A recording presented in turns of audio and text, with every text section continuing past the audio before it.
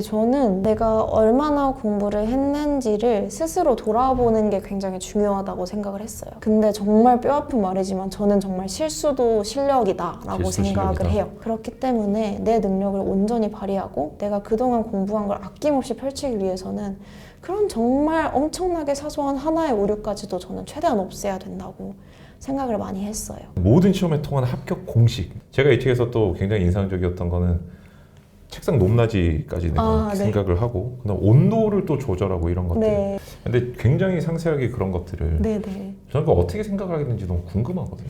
그래서 저는 이제 수능 공부를 어찌 보면은 2년 조금 안 되게 한 네. 셈인데 제가 두 번째 수능을 볼 때는 저의 2년간의 노력을 절대 헛되게 하고 싶지 않다라는 생각이 강했어요. 그래서 제가 제 실력을 온전히 발휘하려면은 최대한 오류를 없애야 된다고 생각을 했거든요. 네. 설령 내가 뭐 문제를 내 실력이 안 돼서 틀리는 경우는 있더라도 네. 내 컨디션이 안 좋아서 혹은 뭔가 상황이 불편해서 그래서 틀리는 일은 적어도 없게 하자라는 생각으로 정말 하나부터 열까지 모든 거를 오류를 제거하려고 많이 노력을 했기 때문에 그런 거를 좀 책에 많이 담으려고 많이 노력했던 것 같습니다. 이런 세상을 보는 시각 이런 게 저한테 좀 놀라운 게 뭐 혹시 논문 같은 것도 읽으셨으니까 네. 뇌과학도 읽으셨다 그랬는데 그럼 와이너의 귀인 이론 이런 것들도 혹시 알고 계시나요? 한번 들어본 것 근데 같습니다. 그런 사고를 갖고 계셔서 그 사람이 이제 이렇게 얘기를 하거든요. 우리가 네. 내적인 요소가 있고 결과에 네네네. 외적인 요소가 있고 바꿀 수 있는 게 있고 없는 게 있는데 네. 내가 뭘 컨트롤해야 결과가 바뀌고 뭘 컨트롤해야 자존감이 높아지는 거 이런 데 대해서 다루고 있는 건데 근데 내 외적인 요소들라는 표현을 쓰고 있는 게 저는 상당히 놀라웠어요. 네. 일반적인 사람들 그렇게 생각 안 하거든요. 시험장에서의 컨디션들이 외적인 거지만 내가 컨트롤할 수 있는지 없는지에 대해서 생각 안 하고 네. 무조건 공부 열심히 하면 시험 잘 치겠지 이 그쵸. 정도 네네. 생각을 갖고 있는데 접근법들도 상당히 좀 저는 가지고 계신 게 감사합니다. 되게 신기했습니다. 그런 게 제가 사실 뭐 대학교 졸업한 분이거나 성인이거나 이런 별로 안 놀랄 것 같거든요. 네. 공법 공부했나 보다 이런데 그게 아니라 네. 홈스쿨링으로 지금 중학교 때 자퇴하셔서 네, 맞습니다. 혼자 이 정도의 인지를 갖고 공부했다는 게 너무 놀라워서요. 일단 4가지 정도 이제 책에서 전반적으로 제가 좀 네. 순서는 바꿨지만 동기 더하기 실행, 네. 그다음에 시간과 복습, 시간 곱하기 복습이 또 실력, 그다음에 실력에서 실수를 빼야 네. 된다. 그다음에 목표랑 계획에 대한 관계도 얘기를 해주셨는데 하나씩 네. 좀 설명을 네, 부탁을 네. 드려도 될까요? 네, 일단 첫 번째 파트인 동기 플러스 실행, 네. 동기 더하기 실행은 일단 저는 공부를 하는 데 있어서 아니면 공부가 아니라 다른 활동이 뭐가 됐든 가장 중요한 게 저는 동기부여라고 생각을 했어요. 일단 내가 이 일을 왜 하는지 그리고 이 일을 해서 얻고자 하는 게 뭔지 내가 가고자 하는 방향이 무엇인지에 대한 목표 설정 혹은 동기부여가 없으면 뭔가를 그냥 무작정 시작해서 하기만 한다고 했을 때 효율이 좀 떨어질 거라고 생각을 했거든요.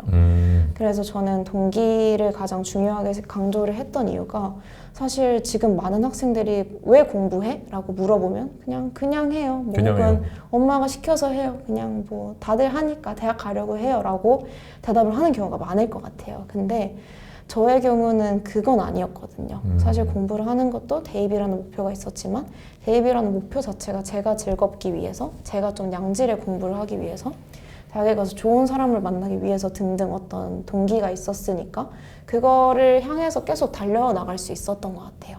그래서 일단 첫 번째로는 내가 왜 이거를 하고자 하는지에 대한 좀 파악을 스스로 하려고 많이 노력을 했으면 좋겠다는 메시지를 담고 싶었습니다. 방법이 있나요? 예를 들어서 제가 가끔 놀라는 게 네. 여러분들 뭐 수험 지도를 해본다든지 네. 상담하면은 뭐를 제일 하고 싶어요? 예를 들어서 우리 네. 다은 학생 같은 경우는 내가 대학 가서 어떤 좋은 커뮤니티나 네네. 사람들도 만나고 그런 것들이 있는데 네네. 나는 별로 인생에 어떤 욕심이나 동기들이 없다. 좋아하는 네. 것도 별로 없다고 한다. 그런 분한테 혹시 조언해주고 싶은 게 있나요? 일단 저는 사실 그런 친구들이 정말 많잖아요. 사실 되게 제 많죠. 동기들이나 후배들만 봐도 그런 생각을 하는 친구들이 많은데 그런 친구들이 저한테 고민 상담을 실제로 비슷하게 해요. 저는 그럴 때 뭐라고 하냐면 정말 작고 사소한 거라도 좋으니까 너가 할 때 행복한 거, 즐거운 게 뭔지를 한번 생각을 해봐라.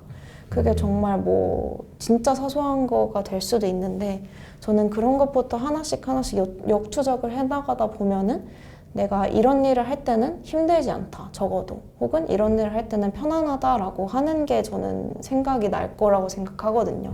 하다못해 나는 그냥 뭐 노트북 앞에 앉아서 타이핑하는 게 편해 이런 거가 될 되더라도. 그래서 막 굳이 원대한 하나의 꿈, 나는 막 이게 돼서 이렇게 할 거다라는 명확한 그게 없을지는 몰라도 내가 무언가를 좋아하고 내가 어떤 걸 할 때 조금 편안함을 느끼는지 정도만 계속 생각해 보면은 조금씩 답이 나올 거라고 저는 조언을 많이 해주는 편입니다. 그거랑 공부랑 어떻게 연결을 좀 시킬 수 있나요? 예를 들어서 네. 내가 뭐 타이핑하는 게 좋다. 네. 그거랑 누나 근데 나는 어떤 언니 나는 지금 공부를 해야 되는데 네. 좋아하는 건 타이핑이다. 이런 뭐라고 또 조언을 해줄 수 있는 그러면 거죠? 뭐 그냥 앉는 게 좋으면 사실 노트북으로 필기를 하거나 정리를 할 수도 있잖아요. 그래? 너 노트북 앞에 앉아서 치는 게 좋아? 그러면 진짜 하기 싫더라도 억지로 한번 너가 배운 걸 써봐. 써본다. 하다 보면 그게 어떤 하나의 공부 방식이 자기에게 맞는 방식이 새로운 방식이 될 수도 있는 거라고 생각을 해서 그런 식으로 어떻게든 한번 공부를 엮어보라고 조언을 할 것 같아요. 좋아하는 것과 내가 별로 좋아하지 않는 걸 좀 결합을 네. 시켜가지고 네, 어떻게든. 좋은 요소가 있는지 찾아보는 그런 네. 방법이네요. 알겠습니다. 그다음에 여기서 복습의 중요성을 엄청 강조를 많이 하셨어요. 네. 뭐 중요한 부분들은 뭐 나는 3번, 4번씩 회독이라는 네. 표현도 책에 나오던데 네네. 여기 대해서도 제가 좀 궁금하거든요.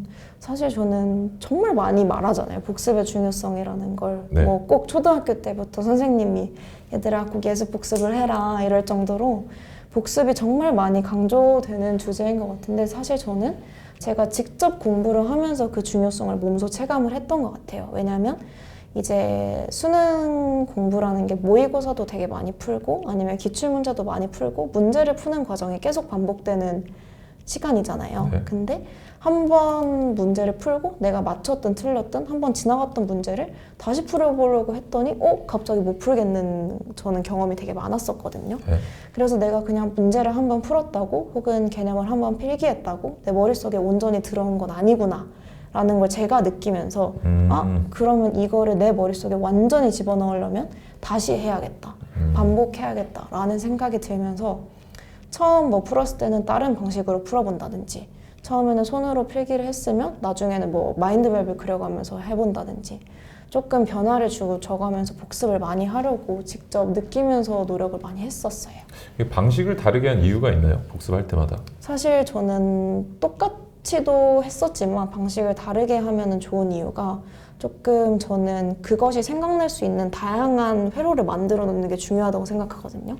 뭐 예를 들어서 사탐의 개념을 필기를 한번 이렇게 쭉쭉쭉쭉 줄글로 했으면 다음번에는 마인드맵을 만들어서 그려가면서 하면은 어떠한 개념이 문제 속에서 등장을 했을 때 내가 필기를 이렇게 했었지에서도 떠오를 수 있고 마인드맵에 여기 했었었지 하고도 떠오를 수 있잖아요.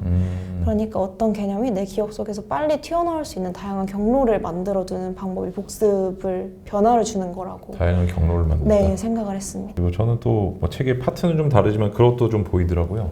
기출 문제를 한 번 풀고 네. 난 이제 기출 다 풀었다. 난 이제 학원에 심화만 풀겠다. 네. 근데 오히려 3-4번, 2-3달 정도 텀을 두고 네. 잊혀졌을 때 다시 한번 보는 게 되게 중요하다. 네. 이런 표현들도 하셨는데 맞습니다. 그 부분도 제가 설명을 조금 더 듣고 싶어요. 왜 그렇게 또 하셨었는지. 네, 사실 저는 같은 문제를 반복해서 풀어볼 때 그 시간의 텀이 얼마 안 되는 것보다는 네. 어느 정도 좀 텀을 두고 다시 풀어보는 게 좋다고 생각을 해요. 왜냐하면 사실 정말 인간은 망각의 동물이라고 하잖아요. 시간이 지나면 어쨌든 뇌에서 조금씩 기억이 흐려지기도 하고 혹은 내가 어떤 이때는 되게 어렵다고 생각했는데 점점 공부를 하면서 쉬워져서 이 부분을 좀 지금은 놓치고 있을 수도 있고요.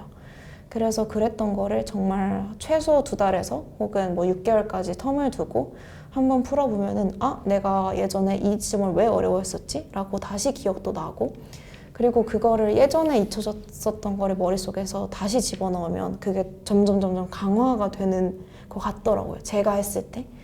그래서 조금 시간 텀을 두고 풀어보는 게 굉장히 저는 도움이 많이 된다고 말하고 싶어요. 굉장히 뇌각을 관심이 많으셔서 아시는 건지 아니면 진짜 체험을 해서 느끼시는 건지 이게 원래 스페이싱 이펙트라 그래가지고 네. 기억이 망각될 때 다시 네. 강화시키는 거시 네. 효과가 있지 매일매일 복습하는 건 소용이 없다. 네.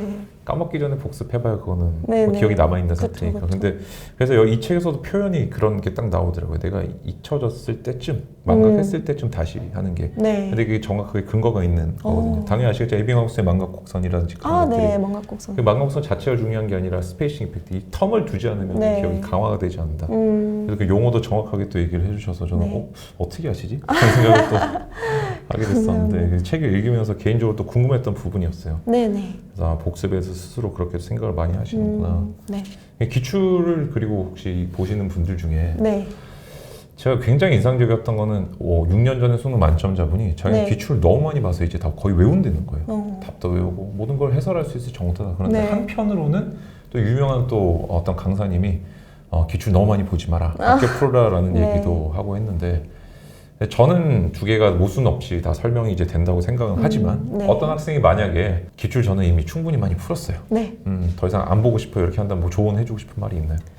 사실 그 친구가 정말 충분히 풀었어요라고 하는 게 충분하지 않을 수도 있다고 저는 생각을 하거든요. 충분하지 않을 수 있다. 네, 본인이 생각하는 물론 충분의 기준이 있고 그걸 뭐 무시하겠다는 말은 아니지만 저는 개인적으로 좀 개념이 확실하게 잡혀 있는 상태라는 전제 하에는 기출은 정말 풀면 풀수록 저는 계속 도움이 되는 문제라고 생각을 해요. 왜냐하면 기출 문제라는 게 실제 수능이나 의미 있는 모의고사에서 나온 정말 양질의 문제들이잖아요. 가장 좀 실제 수능과 비슷하고 수준이 좀 높은 문제들이라고 생각을 하기 때문에 내가 막 개념이 아직 완성되지 않고 완전히 다져지지 않은 상태에서 문제를 계속해서 푸는 건 당연히 문제가 되겠지만 내가 이미 개념을 완전하게 씹어 먹었다라는 판단이 들면은 저는 기출을 좀 많이 풀라고 좀 말을 하고 싶어요. 책에선 특히 오답을 좀 정확히 잘 분석을 네. 해야 된다 이런 얘기를 하시던데 이유가 있나요? 그 부분을 통해서? 사실 내가 문제를 풀어서 맞은 것도 중요하지만 저는 오답이 정말 보석 같은 존재라고 생각을 해요. 왜냐하면 진짜 내가 틀렸을 때 우선 1번 왜 틀렸는가를 먼저 분석을 하고 그러면 2번 이걸 맞으려면 어떻게 해야 되는가라고 생각의 회로가 두 번이 딱 쭉쭉 지나가잖아요. 네.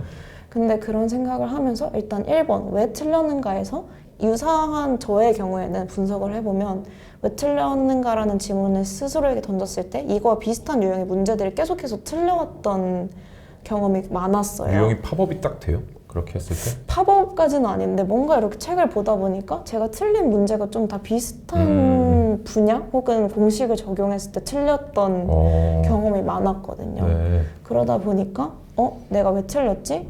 다 비슷한 거에서 틀렸네? 난 이거를 더 보충해야겠구나 하고 자연스럽게 어떻게 해야 될지에 대한 2번으로 넘어가는 그런 경로가 확 열리더라고요.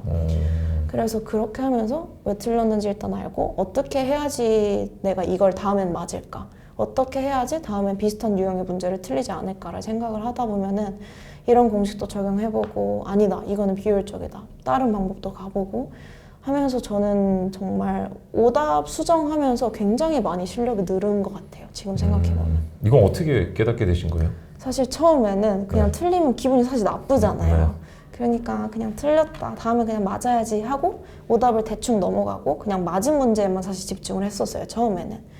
진짜 그때는 어렸으니까 또 틀린 게 패배감이 들어서 다시 보기가 싫더라고요. 지금도 어리신 거 아닌가요? 그렇죠. 지금도 어리지만 그때는 정말 애기였으니까. 그래서 처음에는 그냥 틀린 거 대충 해설했지만 한번 보고 넘어갔었는데 그러다 보니까 정말 틀린 걸 또 틀리고 비슷한 걸 또 틀리고 계속 틀리다 보니까 내가 이렇게 해서는 안 되겠구나. 진짜 기분 나쁘고 이렇게 틀린 문제를 보는 게 귀찮고 힘들더라도 한번 보면 달라질까 해서 오답에 좀 집중을 하게 됐던 것 같아요. 근데 그러다 보니까 한 번 틀린 걸 안 틀리는 거예요. 그 다음부터는. 확실히 거기에 대비를 하고 분석을 하고 나니까. 그래서 나는 오답을 분석을 해야 좀 성적이 오르는 사람이구나 라는 걸 좀 체화를 하고 그 이후부터는 오답에 많이 집중하려고 노력을 했었습니다.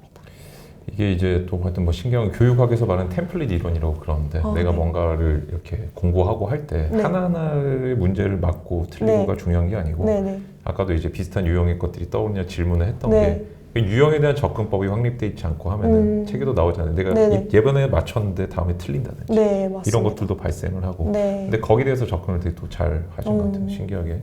근데 한편으로 이런 궁금함도 있습니다. 네. 특별히 좀 뭐 오답 노트를 만든다든지 그런 네. 건 안 하셨나요? 수학 같은 경우에는 확실히 오답 노트를 만들었었고 이제 다른 문과 계열의 과목, 뭐 국어, 영어, 사탐 같은 경우에는 노트를 만들다기보다는 사탐 같은 경우에는 저는 선지별로 정리를 했었어요. 제가 틀린 선지를 정말 문장 하나하나 뽑아가면서 왜 틀렸는지 이 틀린 부분에 OX를 쳐가면서 그렇게 노트를 만들기도 했었고요. 근데 저는 노트를 만들어 놓고 하는 게 굉장히 좀 좋다는 생각이 들어요. 국어나 영어 같은 경우에는 지문을 다 써야 되기 때문에 힘들지만 수학이나 사탐 같은 경우는 문제별로 혹은 공식별로 선지별로 해서 정리를 하면은 나중에 오답 노트를 쓱쓱쓱쓱 넘겨보면은 내가 어디가 약한지에 대해서 빠르게 파악을 할 수 있으니까 노트를 만드는 게 정말 좋은 것 같아요. 나만의 어떤 그 노트를 활용하는 심화 팁 같은 게 있을까요? 어떤 부분을 좀 중점적으로 봐야 된다든지 어떤 속도로 봐야 된다든지 정리하는 요령 이런 게 좀 있을까요? 일단 진짜 제가 책에도 썼지만 노트 필기를 정말 예쁘게 하는 친구들이 많잖아요. 막 형광펜하고 색깔펜 쓰고 막 그림 그리고 이러면서 뭐 그게 뭐 나쁜 건 아니죠. 나쁜 건 아니지만 그렇게 사실 도움이 되지는 않는다고 생각을 해요. 물론 예쁘게 필기하는 게 정말 심미적으로 예쁘게 관점이라면 큰 의미가 없는 것 같고 내 스스로 봤을 때 가장 편하게 내가 이거를 봤을 때 내가 눈에 딱 잘 들어오는지가 저는 가장 중요하다고 생각을 하거든요. 그러니까 굳이 막 엄청나게 예쁠 필요도 없고 막 누가 남이 봤을 때 너 너무 정리 잘했다라는 말을 들을 필요도 없으니까 진짜 막 뭐 낙서를 해도 되고 그림을 그려도 되고 하니까 계속 저는 써보면서 내가 어떻게 했을 때 가장 나의 눈에 잘 들어오는지 혹은 내가 가장 빨리 외울 수 있는지를 계속 써보면서 자기에게 맞는 방식을 찾으라고 권하고 싶어요. 그게 저의 경우에는 딱 3색만 썼던 게 가장 도움이 많이 됐었거든요. 가장 간단하고 정말 중요도도 한눈에 볼 수 있고 그래서 일단 기본적으로 추천하는 건 삼색펜만 써라가 베이스인 것 같고요. 사실 질문했던 게 그 예쁘게 꾸미지 말라고 하는데 사실 그 실려 있는 거 너무 이쁜 거예요. 이렇게 반듯반듯하게 정리가 돼 있어가지고 그거 보고 누가 이렇게 나도 이렇게 이쁘게 정리해야지 그렇게 해버릴까봐. 근데 그게 목적이 되면 안 되는. 네, 그게 거죠. 목적은 정말 필기를 위한 필기가 돼버리면 안 되니까 공부를 위한 필기를 해라. 세 번째로 이제 또 궁금한 거는 실력 빼기 실수 이 부분. 여기 이것도 굉장히 인상적이었어요. 일반적인 사람들은 이런 데 대한 인지 자체를 또 못해요. 그냥 열심히 하면 실력이 늘고 실력이 늘면 공부를 잘하겠지 이 정도의 어떤 단순한 접근인데 이렇게 좀 구획을 하셔서 좀 그래서 궁금합니다. 어떤 내용인지. 네, 사실 이제 많은 수험생들이 내가 실수해서 틀렸어. 뭐 더하기를 잘못했어. 혹은 OMR 카드를 틀렸어 해서 굉장히 억울해하는 친구들이 많잖아요. 사실 저도 그랬었고 모의고사를 볼 때나. 근데 정말 뼈아픈 말이지만 저는 정말 실수도 실력이다라고 생각을 해요. 실수도 실력이기 때문에 내가 내 실력을 온전히 발휘하기 위해서는 그 실수라는 거를 없애고 제거하는 것도 실력의 일부분이라고 생각을 하거든요. 그렇기 때문에 내 능력을 온전히 발휘하고 내가 그동안 공부한 걸 아낌없이 펼치기 위해서는 그런 정말 엄청나게 사소한 하나의 오류까지도 저는 최대한 없애야 된다고 생각을 많이 했어요. 예를 들면은 그런 아주 사소한 오류는 뭐 어떤 게 있을까요? 진짜 정말 저는 오늘이 사실 수능이잖아요. 그래서 수능장에 들어가자마자 저는 일단 의자와 책상 높이도 체크를 했고 그리고 내가 추운지 더운지 땀이 나는지 안 나는지 또 체크를 했고 화장실은 어디에 있는지 그리고 내 의자와 다른 사람의 의자 간격은 얼마나 되는지 앞 사람이 다리를 떠는지 이런 거 하나하나까지도 정말 다 체크를 했고요. 그리고 보온병을 올려놨을 때 딸깍딸깍 소리가 나는지 높이가 맞는지 혹은 초콜릿을 올려놨을 때 부스럭부스럭 거리는지 라는 정말 사소한 요소들 하나하나까지 다 체크를 했었던 것 같아요. 저는 점심 뭐 먹을지도 정했다라고. 점심 뭐 먹을지도 저는 일주일 전부터 똑같은 메뉴를 계속 먹었어요. 이유가 있어요? 사실 저는 이제 사람이 좀 익숙해져야지 편안하다고 느끼는 경우가 대부분이잖아요.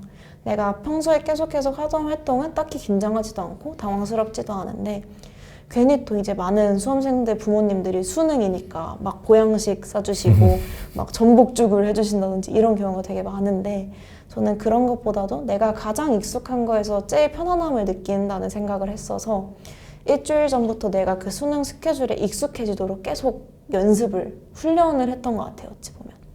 아까 뭐 이제 패션이라든지 이런 데로 진로를 또 하셨다고 했지만 또 다른 시험 치셔도 너무 잘하실 것 같아요. 이런 말씀하신 것들이 5급 공채 시험들이 있는데 그런 데서 이제 최연소 합격자분들이 다 똑같은 얘기를 하거든요. 이런 루틴을 만들고 일주일 전부터 똑같은 거 먹고 그다음에 뭐 전국 단위 모의고사를 칠 때 일부러 시험장 입고 갈 옷을 입고 가본다든지 맞습니다. 근데 대부분 시험이 또 잘 안 되시는 분들이 공부 잘하고 마지막에 좀 속된 말로 망하는 분들이 안 하던 걸 해보는 거예요. 오늘 갑자기 떨릴 것 같은데 우황청심을 좀 먹어볼까? 그래서 가서 바로 잔다든지 이런 것도 있고 한데 되게 준비를 잘 하신 것 같아요. 그래도 인상적인 거 아까도 말씀드렸지만 내적인 것과 외적을 나누는 뭐 이런 것들도 그래서 대부분의 사람들이 좀 러프하게 생각하고 준비를 네. 못하는 부분까지 하나하나 캐치를 하셨네요. 네. 이런 건 언제 다 인지를 하신 거예요?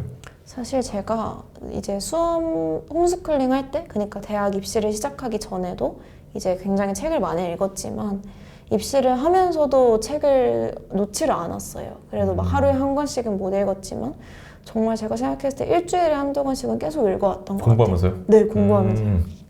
그래서 이제 그 읽었던 책 중에 공부법 책들도 굉장히 많았고 뭐 진짜 말씀하셨듯이 수능 만점자들의 책이나 혹은 뭐 자녀를 수능 만점자로 만든 어머니의 책이나 이런 것도 굉장히 많았고 저는 책에서 얻을 수 있는 게 굉장히 많다고 생각을 했기 때문에 그런 거 보면은 제가 인지하지 못했던 부분들도 하나씩 짚어주시더라고요.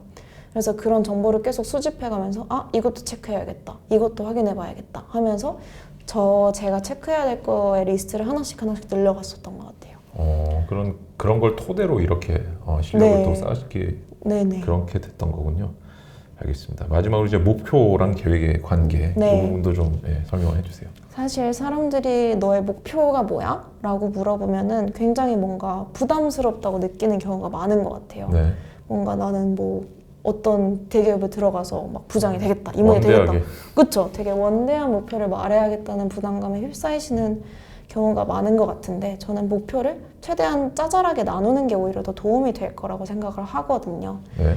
왜냐하면 진짜 사람들이 말할 때도 뭐 장기 목표, 단기 목표, 중기 목표가 있다고 말을 하기도 하고 아니면 저는 정말 1시간 뒤의 목표, 오늘의 목표, 내일의 목표처럼 이 단위를 작게 나눌수록 제가 성취감을 느낄 수 있는 요소가 많아지는 거잖아요. 네.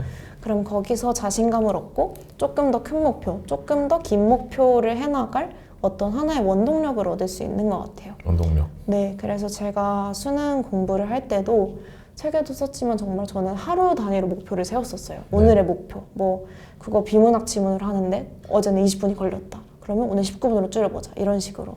정말 작은 변화해도 되고 그다지 원대하지 않아도 되지만 내가 하면은 장기적으로 봤을 때 나한테 도움이 되는 작은 목표들 있잖아요.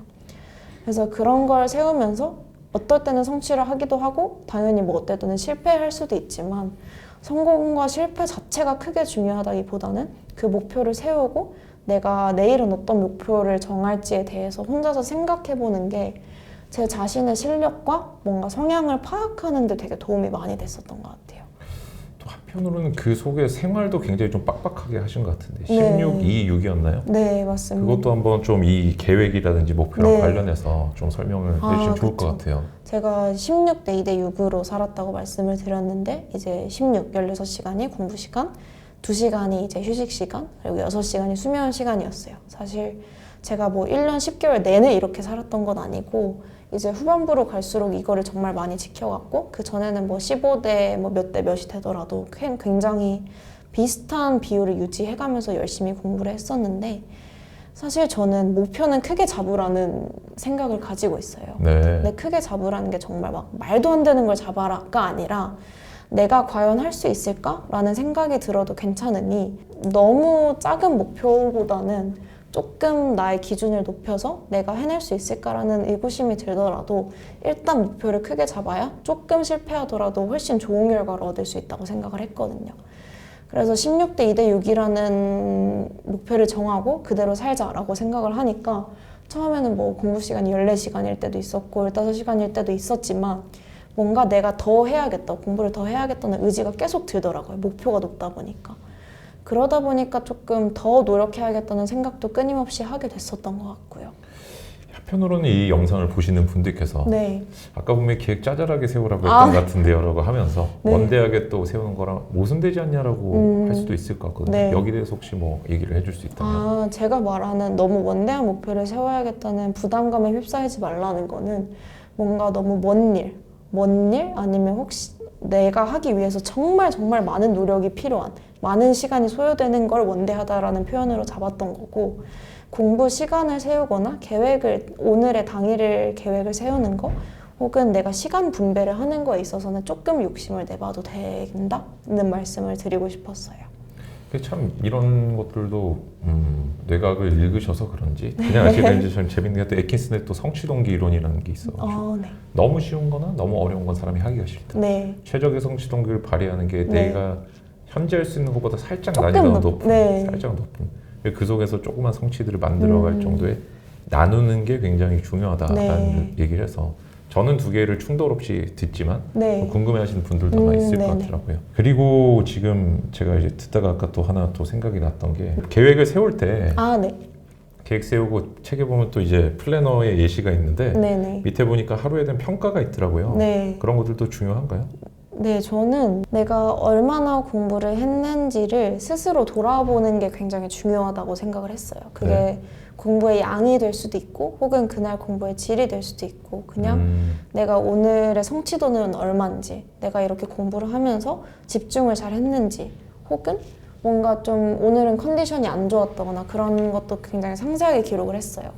오늘은 뭐 몸이 좀 아파서 공부를 제대로 못했다 혹은 머리가 아팠다 혹은 뭐 진짜 뭐 옆에 사람이 너무 뭐 해가지고 이렇게 했다. 정말 사소한 거라도 괜찮으니까 그날의 내 공부 상황에 대한 평가를 계속 해나갔었거든요. 근데 그러다 보면 얻을 수 있는 게 저는 다음 날의 개선점이라는 생각을 했었어요. 오늘은 내가 왜 머리가 아팠지? 왜 컨디션이 안 좋았지? 그러면 뭔가 옷을 얇게 입었다거나 아니면 너무 더웠거나 아니면 뭐 되게 다양한 사소한 이유들이 도출이 되더라고요. 그런 평가를 했을 때. 그러면 내가 이런 거를 겪지 않게 하려면 그러니까 내 공부에 방해되는 것들을 없애려면 내일은 이렇게 해봐야겠다. 아니면 내일은 다른 공부 방식을 써봐야겠다. 등등의 좀 개선점이 도출이 돼서 오늘 내가 어떻게 했는지에 대한 평가를 내리고 조금씩 분석해보는 게 도움이 많이 됐던 것 같아요.